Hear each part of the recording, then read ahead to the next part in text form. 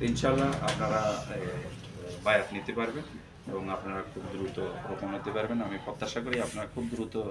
রোপণ হয়ে যাবেন এবং ফেরিয়া ইউনিয়ন এমারত হবে, একটা থানার মর্যাদা হবে এবং ফেরিয়া ইউনিয়ন নাগরকোটের মধ্যে সবচেয়ে একটা উর্বর সাংগঠনিক এরিয়া হিসেবে সাব্যস্ত হবে, আমরা সে প্রত্যাশাই করি। এবং আরেকটা জিনিস বলে রাখি, আমরা আল্লাহর সন্তুষ্টির জন্য করি, ব্যক্তির পরিবর্তনে আনুগত্যের পরিবর্তন হবে না, ব্যক্তির পিছনে দৌড়ানো যাবে না, সংগঠনের পিছনে দৌড়াইতে হবে, সংগঠনের দায়িত্বশীলদের পিছনে দৌড়াইতে হবে। সংগঠনের দায়িত্বশীল আসলো, থানা আমিরও আসলো, আবার দেখা গেছে একজন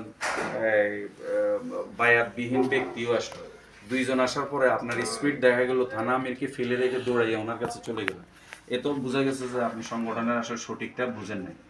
না বোঝার কারণে আপনি দৌড়ে চলে গেলেন তাকে ফেলে, আর 3 নম্বর 4 নম্বর ব্যক্তির কাছে থানা আমির দরকার সিনে দিয়ে ঠালা দিয়ে ফেলা দিয়ে চলে গেলেন, সে আপনা হোক কিন্তু আমার দায়িত্বশীল বলছে যে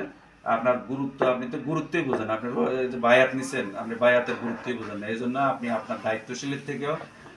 ছিটকে পড়া, সংগঠনের লাইন থেকে ঝরে পড়া লোকগুলোর পিছনে আপনি দৌড়াইয়া হয়রান হচ্ছেন, তাহলে বোঝা যাচ্ছে আপনি বায়াতের কিন্তু অনুপযুক্ত এবং আপনাকে বায়াত দিয়ে থাকলেও সংগঠন ভুল করছে। আমরা অনেক সময় বলি এগুলি কিনা, এটাই নিয়ম। আমার সেটা আপনা হোক,